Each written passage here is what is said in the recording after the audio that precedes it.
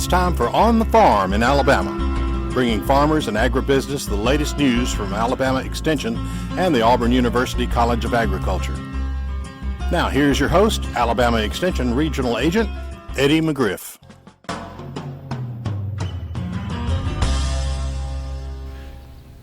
Good day. I'd like to welcome everybody to On the Farm in Alabama, and today we're with Stuart Sanderson of Henderson Farms, and we're conducting our bean counter series, and these are early planted beans, April the 5th, and the last episode we talked with Chad Henderson, but today we're going to be talking about fungicides, scouting your beans, and so these beans right now are at R2. And Stuart, you're going to be spraying them with a fungicide pretty soon. Tell us about your fungicide spray program.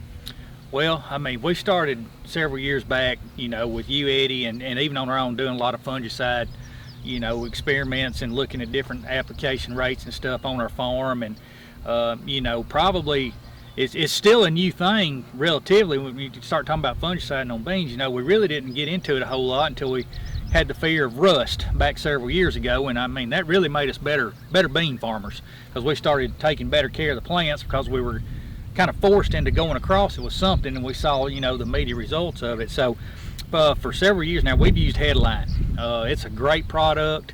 It works well with others chemicals. If you put some additives, different things in with the mix, it works well with that. I think for the money, it's probably one of the best bangs for the buck out there on fungicide. You get a quality return with a quality product, and yeah, we'll be making that application pretty soon. I mean, we're standing out here today. We've had plenty of rain. It's muddy. This old red dirt sticking to our feet. And yeah, we'll be 2 inches taller when we walk out of the field. That's right. You'll be 2 inches taller when you get out of this field. So, you know, as far as your timing of your fungicide, it's really critical this time of the year because we've got these rains that has set in here. And as my cousin was talking with us earlier, you know, he's afraid the beans are fixing to get past a fungicide window for us. So, and here in Alabama, where like today, it's probably the humidity's up, the heat index is probably 90 or more. Sun was out just a few minutes ago. It's really critical to stay on top of just what's going on out here in the field as far as growing to really make that fungicide treatment timely. Well, another thing, it gives us an opportunity to scout our soybeans. A lot of times when we start having pods, we have to worry about stink bugs, kudzu bugs, then our foliage feeders. But the main pests that we have up in North Alabama as far as insects, the one we really need to concentrate on is our stink bug complex. So it's very easy to add a pyrethroid in with the fungicides if we're scouting our beans and we see that we need to scout for or spray for stink bugs. That's exactly right. And I mean, it's not just the stink bugs. You know, we tend to have up here in this red dirt fire ants. You know, so yeah, the pyrethroid works great to protect the plant and everything above the ground. But if you want to talk about an extra benefit of the pyrethroid when you put on beans, is in the fall when you go to harvest and you're not taking in a 40-foot cutter bar of ant hills when you're going through the field. You talk about wear and tear on your equipment. Just that savings alone, regardless of the helpful benefit of keeping your plant healthy, goes a long way for paying for the pyrethroid. Just the cost in maintenance that you prevent on your combine from doing that. And these beans here, when we come to this first fungicide, they're really not ready for the pyrethroid treatment yet because we don't have our pods out here. So we're all about protecting what's out here, but we're not just in favor of just putting something in there because we're going across the field either. I mean, you can get into a trap of doing that, especially like beans today. I mean, they're $14.50 or whatever on the market, and you think, well, I'm going across the field, I can put this additive in there with it. That's good to think that way, but it still comes back to timing to make the proper application to really make it work, because you don't want to put something out here and get discouraged. Well, two other additives I'll be talking about, and one is putting out boron at this time.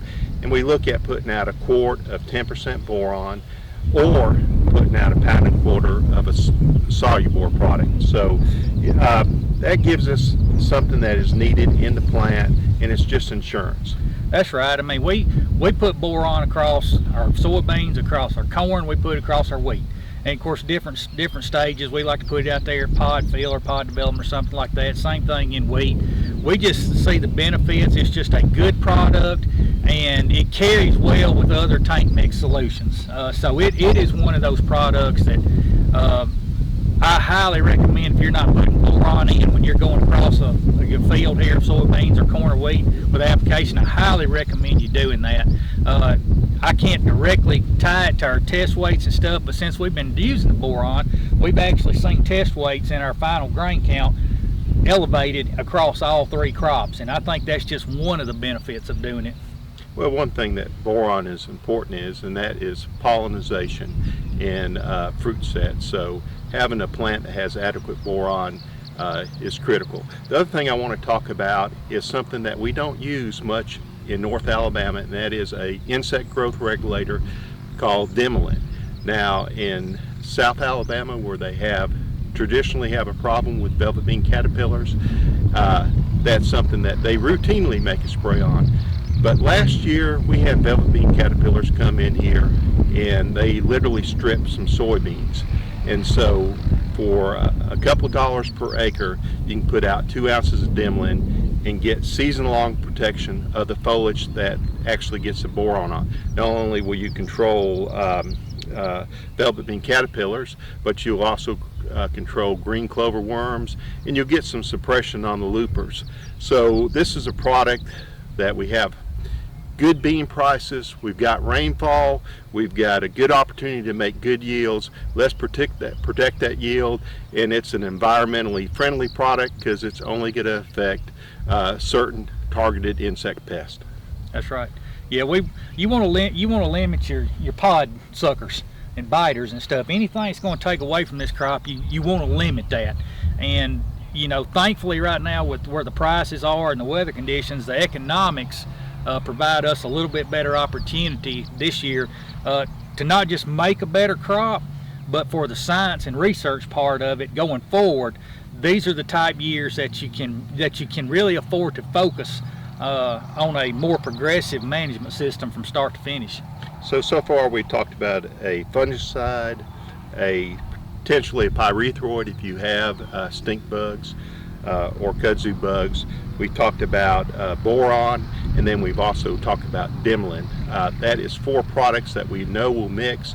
So one thing I want to caution people is throwing a lot of extra products in the tank that we don't know if they have any yield benefit, but then we have to worry about when we throw them in the tank, are they going to burn my beans or are they going to mix?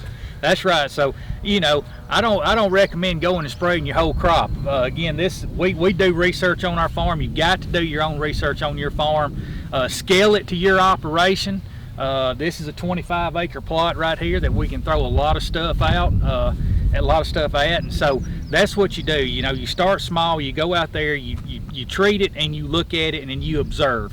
And you know, the best thing is, you know, up your gallons of water. If there's a worry in your mind, put a little bit more water to it. And like today, if I'm thinking I might get some burn out of this, I'm not going to spray this at 2 o'clock in the afternoon when the sun's bright shining on us, because we know, just like this canopy down here, it's living cells. It's just like us. It's sensitive to whatever will be put on it in the heat of the day. So, you know, I would recommend too, Eddie, you know, if you've got a plot or a small field like this right here that you want to do, adjust your timing of applications if you have time. Now we don't ever have enough time to do things, but when it comes to this, divide your time up, write your temperatures down, write your humidity down, your ground moisture, everything that's going on at the time that you spray these sections or the whole field, because if you don't do all that, then your research, it may have some flaws in it. So it's really critical that you document every time you go through here what's going on in the environment out here in this field.